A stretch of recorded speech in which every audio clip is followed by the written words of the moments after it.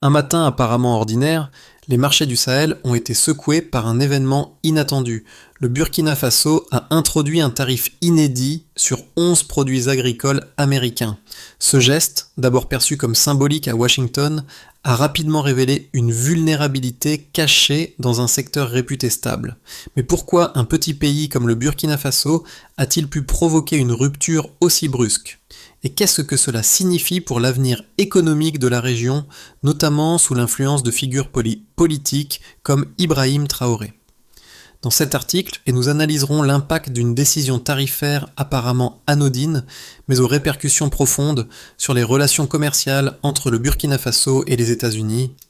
Nous verrons comment cette décision, qui a d'abord été perçue comme un simple geste symbolique, a fait vaciller un secteur agricole globalement stable. En explorant les conséquences immédiates pour les producteurs américains et les acteurs économiques sahéliens, nous examinerons comment ce changement a déclenché un processus de réajustement dans les chaînes d'approvisionnement.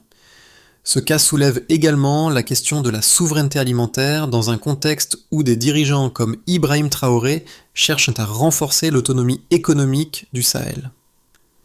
Que signifie ce tournant pour la région et pour le rôle de la politique dans la redéfinition des relations commerciales mondiales? L'impact immédiat du tarif imposé par le Burkina Faso a été plus rapide et plus profond que ce que l'on pouvait imaginer.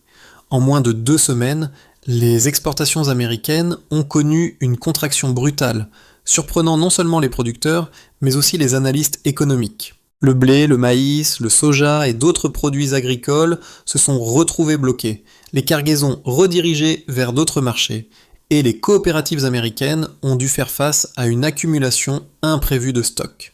Ce qui semblait être une simple modification tarifaire a rapidement révélé une vulnérabilité dans l'agriculture américaine, exposant la dépendance de la région au marché sahélien. Ce phénomène n'a pas été le fruit d'une crise globale, mais plutôt une illustration frappante de la fragilité d'un système que l'on croyait inébranlable. En parallèle, la situation au Sahel a pris une tournure différente. Ce qui était initialement perçu comme un défi économique est devenu une occasion de renforcement régional. Sous la pression de cette rupture commerciale, les pays sahéliens ont redoublé leurs efforts pour réduire leur dépendance à l'importation de produits agricoles étrangers. Le Burkina Faso, soutenu par des dirigeants comme Ibrahim Traoré, a vu dans cette décision une chance de marquer un tournant vers l'autonomie alimentaire. Dans les marchés de Ouagadougou, la demande pour les produits locaux a commencé à augmenter et les usines de transformation ont vu leur capacité de production sollicitée plus tôt que prévu. Ce changement de dynamique économique a provoqué une remise en question des équilibres commerciaux établis, apportant à la région un nouveau rôle dans l'échiquier mondial des échanges agricoles. Ibrahim Traoré, figure emblématique du Burkina Faso, a joué un rôle central dans la montée en puissance de cette dynamique. Alors que la décision tarifaire semblait être un geste isolé, son discours sur la souveraineté alimentaire a trouvé un écho plus large, bien au-delà des frontières du pays. Traoré, souvent perçu comme un leader audacieux et déterminé, a utilisé cette situation pour renforcer son message. La dépendance des pays sahéliens vis-à-vis des importations agricoles occidentales était une vulnérabilité qu'il fallait impérativement réduire. Ce tournant économique a également été facilité par des réformes logistiques que le Burkina Faso avait discrètement mises en place avant même l'introduction du tarif. L'amélioration des infrastructures de stockage et de transformation locale a permis à la région de s'adapter plus rapidement au changement. Alors que les exportations américaines se contractaient, la capacité du Sahel à s'autosuffire en produits alimentaires a été mise en lumière. À Ouagadougou, les commerçants ont commencé à ajuster leurs prix face à une demande en pleine expansion, renforçant la résilience de l'économie locale. Le message porté par Ibrahim Traoré n'a pas seulement eu des répercussions économiques, mais aussi politiques. Sa position a donné au Burkina Faso une nouvelle légitimité dans les discussions sur la souveraineté alimentaire, inspirant d'autres pays de la région, comme le Mali et le Niger, à suivre cette voie. La posture affirmée du Burkina Faso a modifié les rapports de force dans la région, où la dépendance aux produits étrangers est désormais vue comme un choix stratégique et non plus une fatalité. L'impact du tarif burkinabé a été immédiat et déstabilisant pour l'agriculture américaine. Dès l'annonce, les exportations de produits agricoles vers le Sahel ont chuté de manière spectaculaire. Les cargaisons de blé, de maïs et de soja qui étaient en route vers les ports sahéliens ont dû être réorientées vers d'autres marchés, provoquant une saturation inattendue dans les infrastructures logistiques américaines. Les coopératives, qui se préparaient à une saison de forte demande, ont vu leurs prévisions de vente s'effondrer. Les silos se sont remplis à une vitesse que les gestionnaires n'avaient pas anticipée. En conséquence, les agriculteurs et les transporteurs ont dû faire face à des surplus de stock perturbant l'ensemble du système de distribution. Simultanément, les prix des produits agricoles ont commencé à augmenter sur le marché sahélien. Les producteurs locaux, qui bénéficiaient d'une demande accrue en raison de la contraction des importations américaines, ont vu leurs revenus grimper. Cette hausse a permis aux agriculteurs burkinabés de renforcer leur position sur le marché intérieur tout en améliorant leur capacité à rivaliser avec les produits importés. Le Burkina Faso, qui n'avait jamais été un acteur majeur dans l'agriculture mondiale, a commencé à attirer l'attention d'investisseurs régionaux désireux de capitaliser sur ce nouvel espace économique. Le phénomène a également eu des répercussions au-delà des frontières du Burkina Faso. Le Mali, le Niger et d'autres pays sahéliens ont commencé à envisager des ajustements similaires dans leurs propres politiques agricoles. Les discussions sur la souveraineté alimentaire ont pris de l'ampleur, et des accords bilatéraux ont été signés pour renforcer la production et la transformation locale. Dans les mois qui ont suivi l'annonce des tarifs, les États du Sahel ont mis en place des mesures pour sécuriser leurs approvisionnements en céréales, en développant des infrastructures de stockage et en améliorant leur capacité de transformation.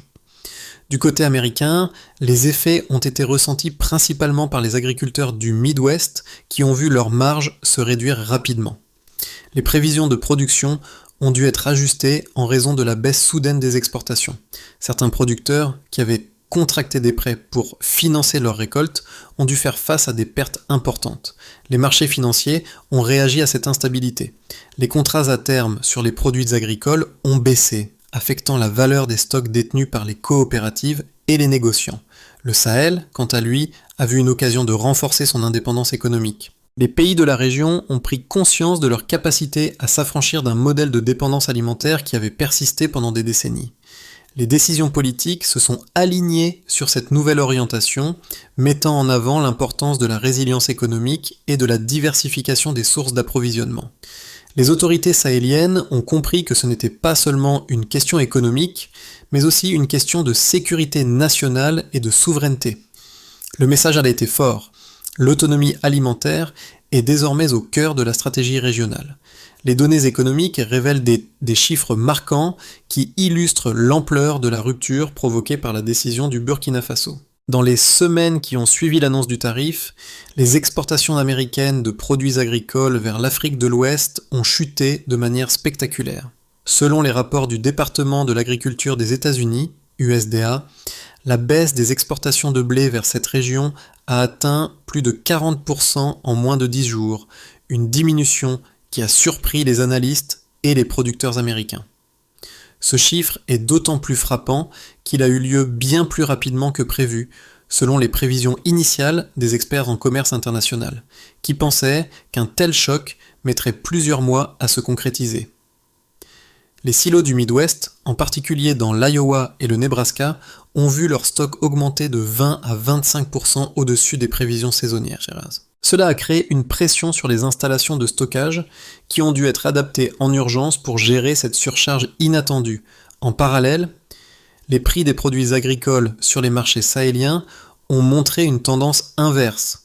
Le prix du blé local, par exemple, a augmenté de 15% en moyenne dans les mois suivant l'annonce du tarif. Cette hausse des prix a bénéficié directement aux producteurs locaux, qui ont pu vendre leurs céréales à des prix plus élevés, tout en réduisant leur dépendance à l'égard des importations. Une étude menée par la Banque mondiale a estimé que les producteurs sahéliens ont connu une augmentation de 10 à 12% de leurs revenus agricoles en raison de cette situation.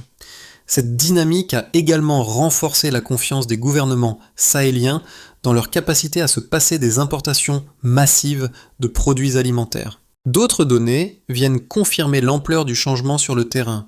À Ouagadougou, les usines de transformation des céréales ont rapporté une augmentation de 30% de leur capacité de production en réponse à la demande croissante des marchés locaux.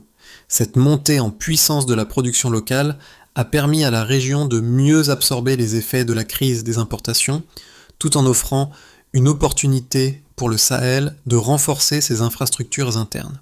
En Algérie, des accords bilatéraux ont permis d'introduire du blé à prix réduit sur le marché sahélien, offrant ainsi une alternative immédiate à la baisse des importations américaines. Ces ajustements ont contribué à stabiliser le marché tout en accélérant l'intégration économique régionale. Cependant, les répercussions sur les États-Unis ont été tout aussi mesurables. Le ralentissement des exportations a entraîné une réduction de la rentabilité pour les grandes coopératives du Midwest. Selon un rapport du Commodity Futures Trading Commission, CFTC, les contrats à terme sur le soja ont chuté de près de 8% dans les semaines suivant l'introduction du tarif, signe que les marchés financiers ont commencé à anticiper une instabilité prolongée dans les échanges agricoles mondiaux. Ces chiffres ont incité certains analystes à réévaluer la position des États-Unis dans le secteur agricole mondial en soulignant leur vulnérabilité à des décisions politiques prises par des nations plus petites comme le Burkina Faso. L'impact de ces ajustements tarifaires a également été observé dans les flux commerciaux mondiaux. Les importations de céréales en provenance des États-Unis ont été partiellement remplacées par des livraisons de Russie et du Brésil. La part de marché des États-Unis dans les exportations de blé vers l'Afrique de l'Ouest a chuté de près de 5% au profit d'autres producteurs. Ce glissement a non seulement perturbé les réseaux logistiques traditionnels, mais a également modifié les rapports de force sur les marchés mondiaux de l'agriculture. L'impact du tarif imposé par le Burkina Faso a suscité des réactions divergentes dans les milieux économiques, particulièrement aux États-Unis et dans les pays du Sahel. D'un côté, certains analystes américains estiment que ce choc ne représente qu'une perturbation temporaire, facilement absorbable par l'agriculture américaine étant donné la puissance de son réseau logistique et la diversité de ses débouchés internationaux. Selon cette position, le marché américain est suffisamment robuste pour compenser une perte de part de marché sur l'Afrique de l'Ouest et la baisse des exportations serait simplement un ajustement naturel dans un environnement commercial globalisé. Pour ces analystes, les États-Unis ont les capacités nécessaires pour rediriger les volumes excédentaires vers d'autres marchés, notamment en Asie et en Europe, où la demande reste forte. De plus, ces experts estiment que les producteurs américains, avec leur technologie avancée et leur infrastructure de distribution, peuvent rapidement adapter leur modèle de production à la nouvelle réalité, réduisant ainsi les pertes dues à la baisse des exportations vers le Sahel. Cette vision considère que la structure du commerce mondial des céréales reste inchangée et que des ajustements ponctuels ne remettent pas en cause la domination historique des États-Unis dans ce secteur. Cependant, une autre thèse, portée par des observateurs du Sahel, propose une analyse contraire en soulignant les faiblesses structurelles de l'agriculture américaine. Selon cette vision, le tarif burkinabé a mis en lumière une vulnérabilité cachée, la dépendance excessive des États-Unis à un marché sahélien stable. L'impréparation des producteurs américains à un ajustement aussi rapide a révélé des fragilités dans les chaînes d'approvisionnement et dans la flexibilité du système agricole. Pour les partisans de cette lecture, la rapidité de la réponse des autres producteurs comme la Russie et le Brésil montre qu'il est possible de combler le vide laissé par les États-Unis plus rapidement que prévu. Ces pays ont pu s'adapter aux nouvelles demandes du marché sahélien en réorientant leurs exportations, prouvant ainsi que le Sahel peut se passer de l'offre américaine à court terme. En fin de compte, ces deux analyses ne sont pas incompatibles, mais elles montrent des perspectives très différentes sur la résilience des systèmes agricoles mondiaux et sahéliens. Tandis que l'une insiste sur la flexibilité et la robustesse des États-Unis, l'autre met en lumière l'émergence d'un Sahel plus autonome, prêt à exploiter cette situation pour renforcer sa souveraineté alimentaire. La réalité se trouve probablement quelque part entre ces deux extrêmes, un réajustement nécessaire mais pas irréversible pour les États-Unis et un Sahel qui gagne en confiance mais qui doit encore faire face à des défis internes importants. Un tournant inattendu s'est produit, marquant le début d'un rééquilibrage significatif dans les échanges agricoles mondiaux.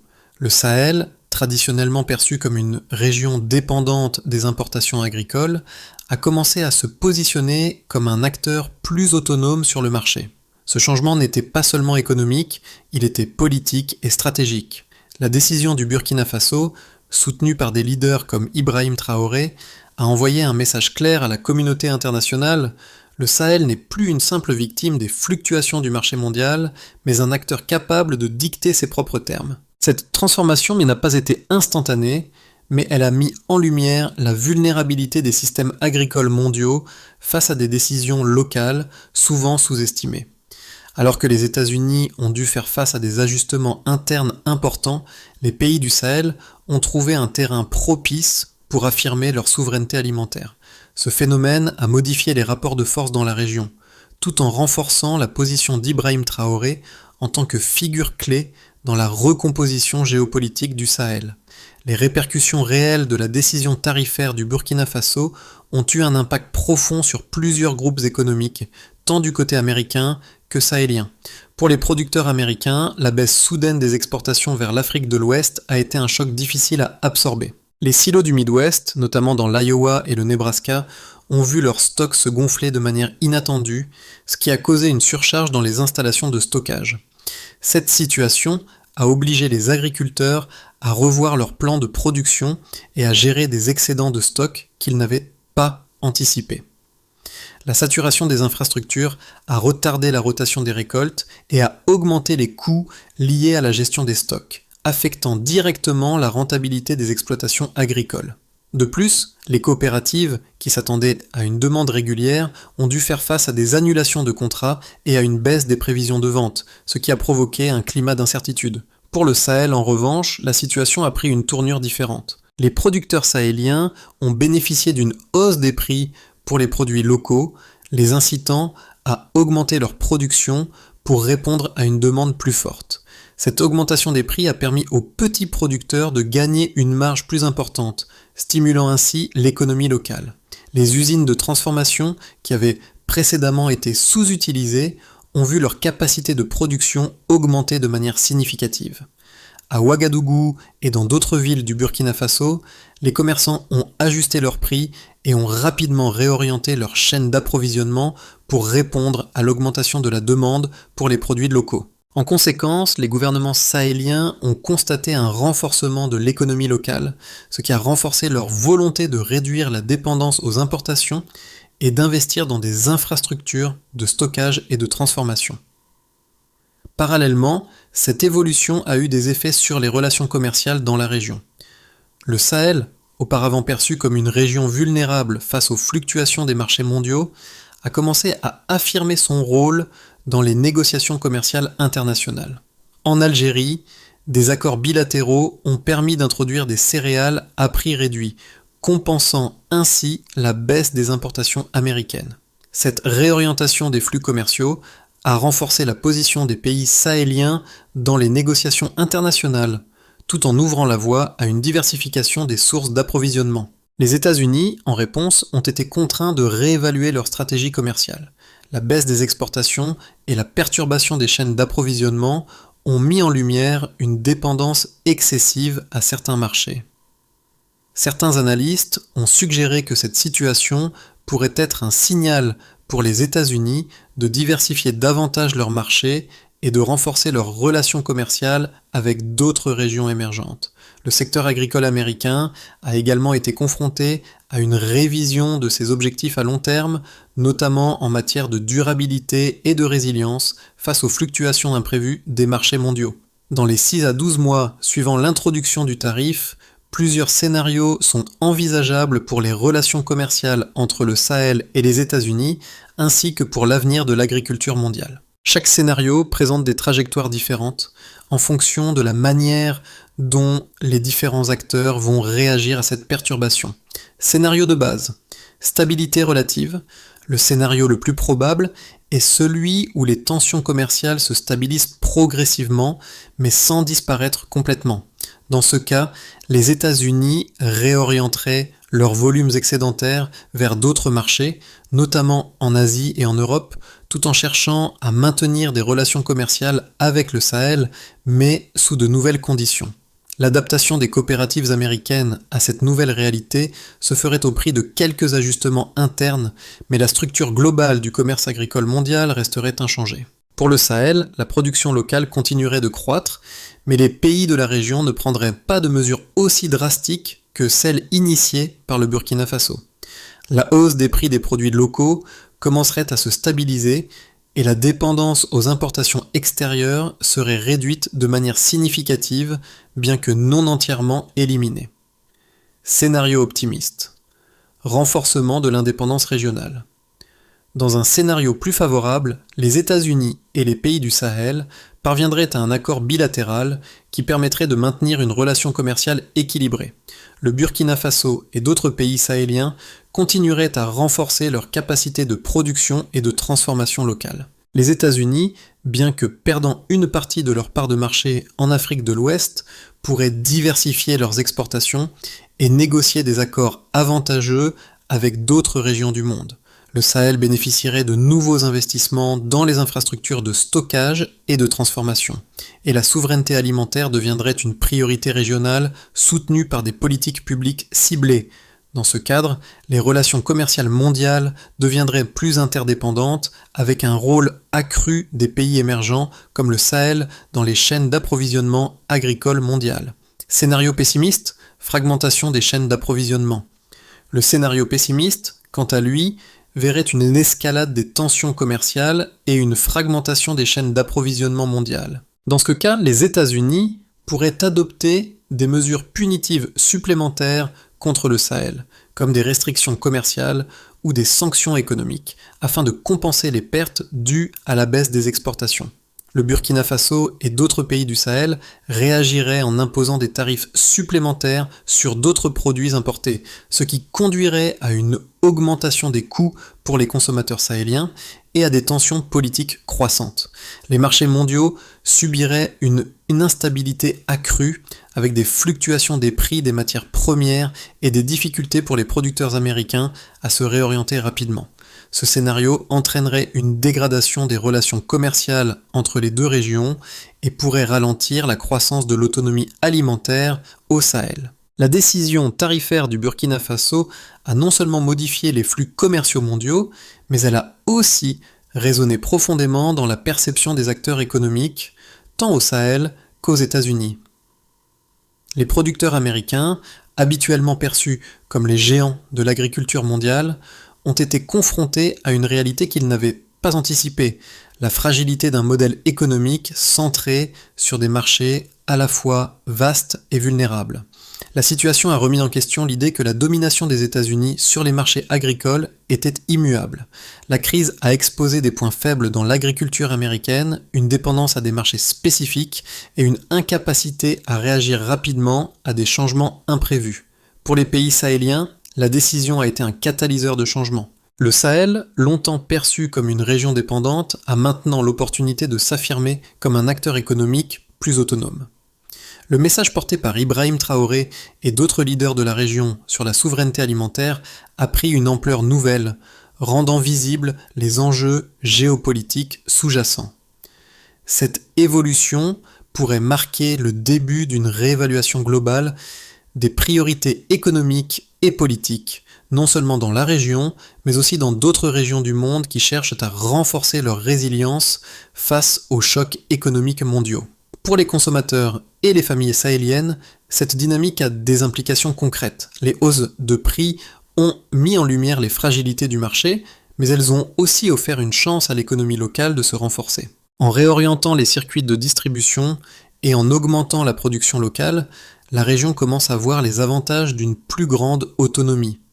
Ce changement n'est pas seulement économique, il est aussi social et politique, marquant un tournant dans la manière dont la région se positionne sur la scène internationale. Pour naviguer dans les turbulences créées par cette décision tarifaire, plusieurs étapes doivent être mises en place afin d'assurer la stabilité à long terme et de maximiser les bénéfices pour les deux régions. Premièrement, il est essentiel de renforcer les capacités internes de transformation et de stockage dans le Sahel. Les usines locales de transformation des céréales doivent être soutenues par des investissements ciblés dans la modernisation de leurs équipements et la formation de la main-d'œuvre locale. Ce processus devrait s'accompagner d'un meilleur accès au financement pour les petits producteurs afin qu'ils puissent répondre à la demande croissante sans compromettre la qualité de leurs produits. Deuxièmement, les gouvernements sahéliens doivent collaborer pour élaborer des stratégies communes visant à sécuriser les approvisionnements alimentaires.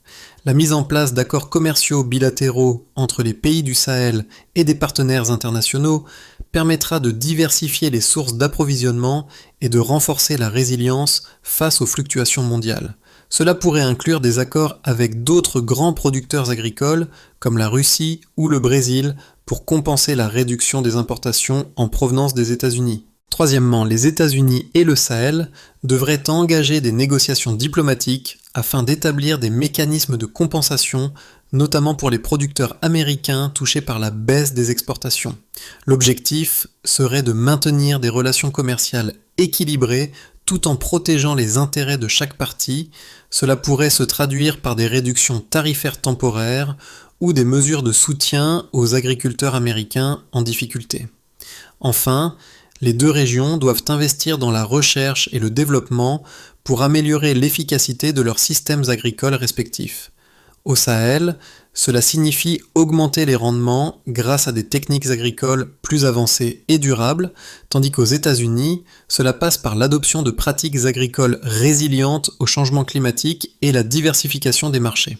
L'impact de la décision tarifaire du Burkina Faso s'est fait sentir bien au-delà des frontières économiques, créant un véritable point de rupture dans les échanges agricoles mondiaux.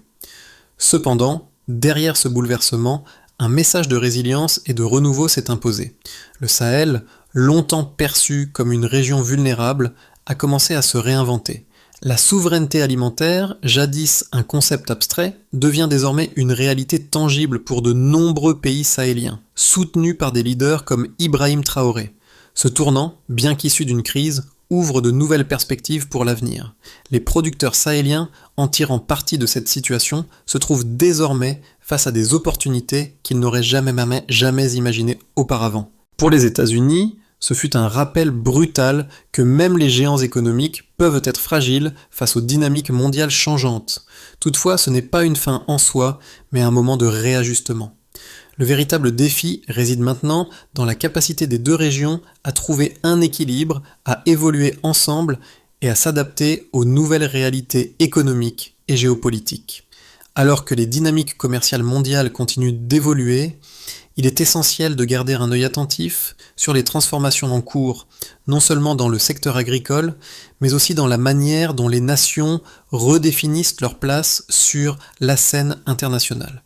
Le Sahel, par son audace et sa volonté de renforcer sa souveraineté alimentaire, nous montre qu'il est possible de redéfinir les rapports de force économiques et de se positionner autrement face aux défis mondiaux. Ce tournant est aussi une invitation à réfléchir aux choix stratégiques que chaque pays, chaque acteur économique doit faire pour l'avenir. Le monde change et avec lui les règles du commerce et de la diplomatie. Il est temps d'envisager des solutions durables et de soutenir des initiatives qui, comme celle du Sahel, apportent une vision nouvelle de l'autonomie et de la résilience.